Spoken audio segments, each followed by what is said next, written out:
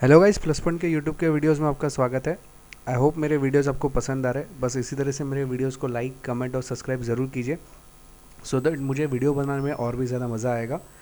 और thanks for हमारी जो पहली बैच इतनी सक्सेसफुली गई एडवांस इलेक्ट्रॉनिक्स में। हम लोग ने हमारे सेंटर में, क्योंकि कैसा होता है कि वीडियोस के अंदर प्रैक्टिकली सब चीज़ें दिखाना पॉसिबल नहीं होता है, इसलिए मैंने हमारे सेंटर के अंदर, हमारे जो ऑर्गेनाइजेशन है उसके अंदर ही मैंने कोर्स चालू किया है।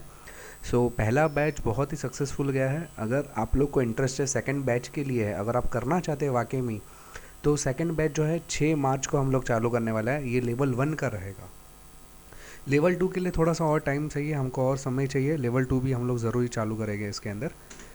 तो ये काफ़ी सक्सेसफुली और बहुत ही बेहतरीन ढंग से चालू किया है। अभी चलिए आज के टॉपिक की ओर बढ़ते हैं। आज का जो टॉपिक है डीसी मोटर्स। मुझे काफ़ी सारे कमेंट्स आए कि सर डीसी मोटर के ऊपर कोई वीडियो बनाइए। हालांकि मोटर्स के प्रकार अगर देखें तो इतने सारे मोटर्स के प्रकार हैं।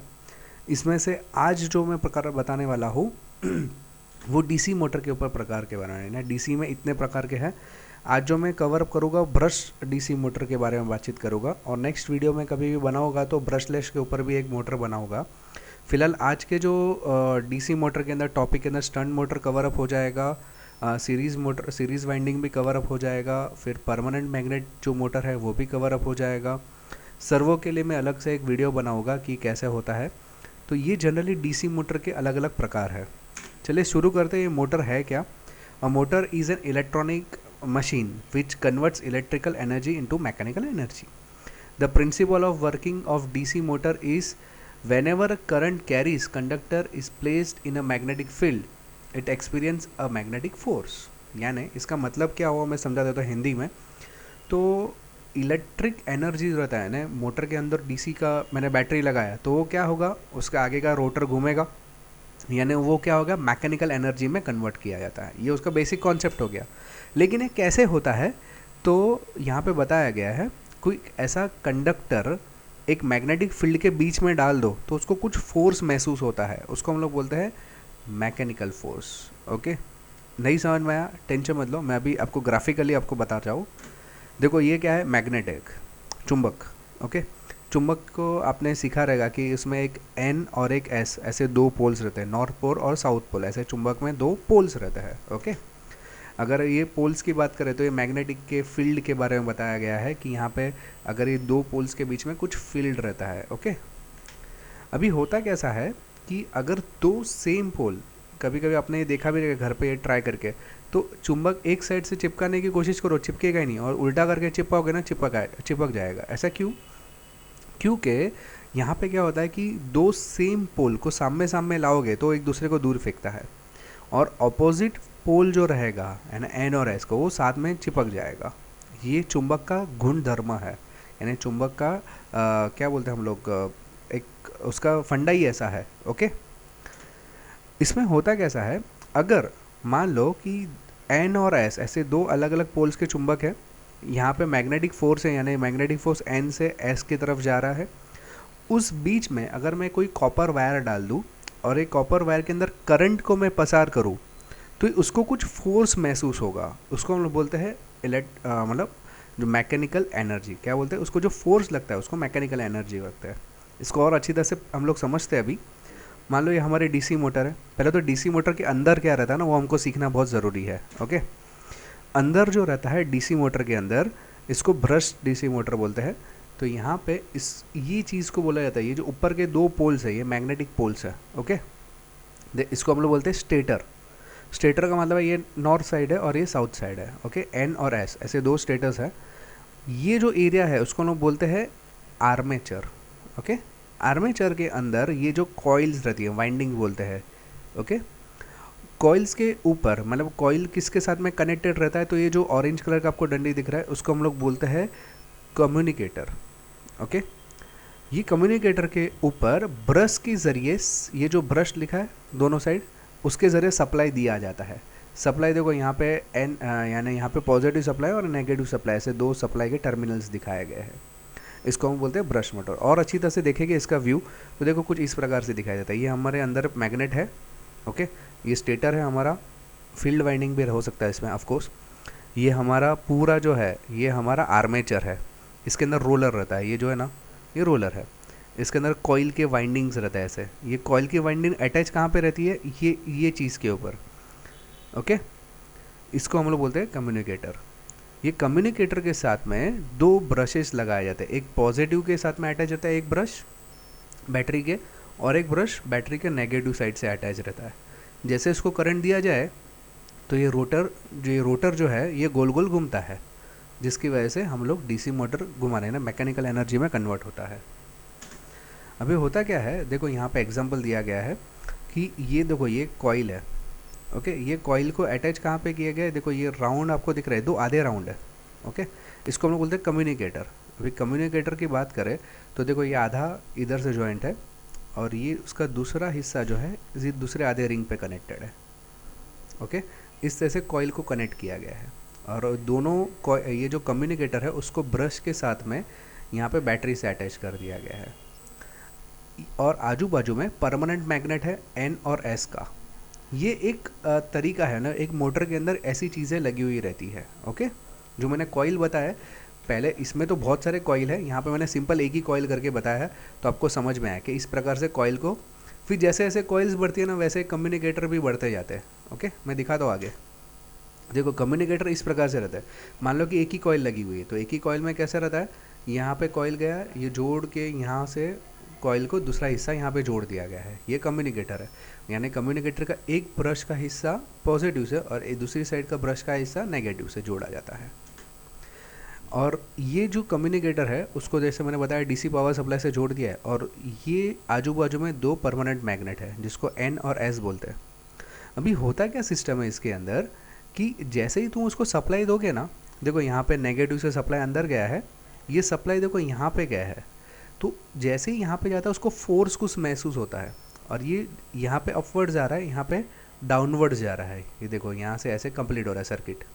ओके, जब ये डीसी सप्लाई ये कॉइल के अंदर देते हैं ना, तो ये मैग्नेटिक फ्लक्स इसके अंदर जनरेट होता है, और ये मैग्नेटिक फोर्स की वजह से, ये N और S के मैग्नेटिक फोर्स की वजह से यहाँ पे भी कुछ मैग्नेटिक फ्लक्स जनरेट होता है, कुछ फोर्स महसूस होता है, और ये गोल गोल ऐसे घूमते रहता है। यानी ये इसको पकड़ने जाएगा तब तक ये डीसी मतलब N हो जाएगा। मैंने आपको पहले स्टार्टिंग में क्या बताया, दो सेम पोल रहेगा तो दूर भाग जाता है, और अपोजिट पोल रहेगा तो पास आ जाता है। तो यहाँ पे क्या है, जैसे ही सप्लाई यहाँ से दिया ना, ये नेगेटिव हो गया। ओके, नेगेटिव इधर की तरफ भागने की कोशिश करेगा। ओके, यानी जैसे ही यहाँ पे साउथ की तरफ आ जाएगा तो ये S बन जाएगा, यानी इससे दूर भागेगा, और जैसे ही यहाँ पे आया तो ये वापस N बन जाएगा, तो इससे भी दूर भागेगा, यानी ये गोल गोल ऐसे घूमते रहेगा शाफ्ट। वापस सुनो कि जैसे ही मैं सप्लाई यहाँ से देता हूँ तो यहाँ पे S है और यहाँ पे N पोल है, तो जैसे ही मैं सप्लाई यहाँ पे लगाऊँ ये S हो जाएगा, ये N हो जाएगा, और जैसे ये N की तरफ जाएगा तो ये वापस S की जगह पे N हो जाएगा, तो ये इससे दूर भागने की कोशिश करेगा, तब तक ये भी S होगा, ये भी दूर भागेगा, ऐसे गोल गोल गोल गोल घूमता रहेगा। मैं इसको एनिमेशन के तौर पे बताता हूँ, ये देखो ध्यान से देखो क्या हो रहा है। जैसे ही सप्लाई दिया ये फोर्स उसको नीचे की तरफ लग गया, और यहाँ से फोर्स उसको ऊपर की तरफ लग रहा है, वापस यहाँ पे है तो नीचे की तरफ लग गया। क्यों? क्योंकि ये इसको पकड़ने जा रहा है तब तक ये नेगेटिव बन जा रहा है, तो वापस इधर जा रहा है, और जैसे ये नेगेटिव हो गया इधर आया तब तक ये N बन गया, ये इधर आने पर वापस S बन गया, तो वापस ये दूर भगा देगा। तो इस तरह से गोल गोल गोल गोल घूमता रहेगा। देखो इस तरीके से ध्यान से आप देखोगे ना तो प्रॉपर्ली समझ में आएगा। जैसे ही इसको सप्लाई के आसपास आया तो देखो कलर चेंज हो गया है, नहीं इससे दूर भागने की कोशिश करे, जैसे यहाँ पे आ गया इसको पकड़ने की कोशिश, तब तक यहाँ पे अलग हो जाएगा और पोल वापस चेंज हो गया, ऐसे घूमते रहेगा। यानी हो क्या रहा है, ये इस तरीके से काम हो रहा है। यानी स्टेटर का जो मैग्नेटिक फ्लक्स है, रोटर को लग रहा है कि ये यहाँ पे आ गया है, तो इधर पकड़ने जाता है तब तक यहाँ पे चेंज हो जाता है। तो इस तरह से गधा के जैसे गाजर लगा दिया तो चलते रहता है, इस तरीके से ये होता है बेसिकली काम। तो एग्जैक्टली होता क्या है यहाँ पे कि जैसे ही मैं सप्लाई दूँ तो समझो करंट यहाँ से पास हुआ, मेरा करंट यहाँ इस दिशा में आगे बढ़ा। ओके, तो यहाँ पे कुछ फोर्स लगी उसको, साउथ पोल के ऊपर की तरफ फोर्स लगी, तो जैसे ये ऊपर की तरफ जाएगा ये तब तक यहाँ पे आके नीचे की तरफ उसको फोर्स लग जाएगा। ओके, इस तरह से गोल गोल गोल गोल ये घूमता रहता है। ओके, ऑफ कोर्स ये जो है ना उसके पीछे एक फेराइट का films three hand left hand rule करके एक थियरी है जो इस पे काम करता है। कैसे, तो देखो यहाँ पे जैसे ही फोर्स यानी फोर्स को अपर और लोअर डायरेक्शन में दिखाए, जैसे ही मैं यहाँ पे मैग्नेटिक फील्ड बताता हूँ, देखो ये मैग्नेटिक फील्ड की दिशा बताई गई है। जैसे ही मैग्नेटिक फील्ड देता हूँ, करंट मेरा ऐसे जा रहा है और मैग्नेटिक फील्ड में जा रहा है, तो ये फोर्स ऊपर की तरफ जाएगा। ओके, ये एक फैमिलीज जो है फ्लेमिंग्स लेफ्ट हैंड रूल के ज़रिए ये काम करता है। देखिए यहाँ पे ध्यान से देखें, यहाँ पे जैसे ही यहाँ से करंट मैंने अंदर भेजा तो फोर्स नीचे की तरफ लग रहा है, और करंट यहाँ पे आया तो फोर्स ऊपर की तरफ लग रहा है। तो ये लेफ्ट हैंड रूल इस तरह से काम करता है। यहाँ पे बताया गया है कि मैग्नेटिक फील्ड कहाँ पे कौन सी दिशा में है, तो करंट कौन सी दिशा में रहेगा और फोर्स कौन सी दिशा में रहेगा। देखो मैग्नेटिक फील्ड अगर ऐसा है तो फोर्स ऊपर की तरफ लगेगा और करंट इस दिशा में आएगा। देखो ये करंट ऐसे आ रहा है, राइट, ये देखो ये आपको दिख रहा है आई, यानी करंट इस दिशा में आ रहा है। ओके, तो फोर्स कौन सी दिशा में लग रहा है, ऊपर की तरफ, और मैग्नेटिक फील्ड ऐसा है। जैसे ही वो यहाँ पे पहुँचेगा मैग्नेटिक फील्ड ऐसे जाएगा, यानी फोर्स उसका नीचे की तरफ हो जाएगा। ये है famines left hand rule. Okay, लेकिन यहाँ पे होता कैसा, एक प्रॉब्लम ऐसी है कि एक ही कॉइल रहा, मतलब यहाँ पे तो एक ही कॉइल का मैंने एग्जांपल दिया कि यहाँ पे ये एक कॉइल है, ऐसा एक जोड़ा हुआ है, ये कम्युनिकेटर है और दो ब्रशेस है। लेकिन प्रॉब्लम क्या होता है कि एक ही कॉइल रहने पर एक स्थिति ऐसी आ जाएगी कि जहाँ पे कोई फोर्स ही नहीं है, यानी अगर बीच में आ गया मान लो, तो यहाँ पे ये फोर्स कोई इफेक्ट ही नहीं करेगा इसके ऊपर। तो ये सिचुएशन में क्या होगा, ये सिचुएशन में मेरा मोटर तो बंद हो जाएगा। तो उस चीज़ को सॉल्व करने, ये प्रॉब्लम को सॉल्व करने के लिए क्या किया गया, दो कॉइल्स को अटैच कर दिया गया। यहाँ पे देखो कनेक्टर, आपको कम्युनिकेटर जो है वो 4 लगा दिया गया है। 4 लगाने पर क्या होता है कि यहाँ इसका कनेक्शन मैंने नीचे कर दिया है और इसका कनेक्शन इसका है, यानी जब भी ये ऊपर रहेगा तभी इस पर फोर्स रहेगा, यानी ये मूवमेंट चालू ही रहेगा कंटिन्यूस। यानी यहाँ पे बीच में भी आने पर इसके मूवमेंट के जरिए गोल गोल घूमता रहेगा। ओके, यानी इससे होता कैसा है, ये थियरी से साबित ये होता है कि आगे के जो मैंने बताया आपको यहाँ पे कि इतने सारे कॉइल क्यों है, तो इतने सारे कॉइल्स इसके लिए है कि ज़्यादा से ज़्यादा फोर्स लगे, और ज़्यादा से ज़्यादा फोर्स की वजह से आपको फटाफट आपका मोटर का रोटेशन कंप्लीट होते जाए और जितने ज़्यादा कॉइल्स रहेंगे ना उतने फोर्स से आपका मोटर चलेगा। अभी देखो यहाँ पे आपको बताया गया 3 कॉइल का एग्जांपल दिया है, ये 3 नहीं, यहाँ पे इतनी सारी कॉइल्स लगा सकते हैं हम लोग। ओके, और ये ब्रश एक ही रहेगा उसके लिए। इस तरह से कॉइल को शोल्डर किया जाता है। अभी देखो यहाँ पे भी बताया गया कि यहाँ पे 2 कॉइल है, जब भी ये मेरा 90 डिग्री पर है तो ये मेरा फोर्स दे रहा है, और जैसे ही ये 90 डिग्री पर आया है तो इसके ज़रिए फोर्स मिलते रहेगा, वैसे कंटिन्यूस मोटर चालू रहेगा। ओके, इस तरीके से देखो यहाँ पे आप देखोगे तो कितने सारे यहाँ पे तकरीबन 6 कॉइल्स लगाए गए, और आजू बाजू परमानेंट मैग्नेट है जिसको हम लोग स्टेटर मैग्नेट बोलते हैं। यहाँ पे ये जो कॉइल्स है उसको एक कम्युनिकेटर के साथ में ज्वाइन कर दिया गया है, और बीच में एक शाफ्ट है, यानी शाफ्ट है जिसके ऊपर हम लोग फ़ैन या कुछ भी लगा सकते हैं। ये ब्रश के ज़रिए सप्लाई दिया है, तो जैसे ही कोई एक 90 डिग्री पर आया तो दूसरे को फोर्स मिल रहा है, इसलिए वो रोटेशन चालू ही रह रहा है। ओके, तो ये मोटर हमारा जो रहता है वो इस प्रकार से काम करता है।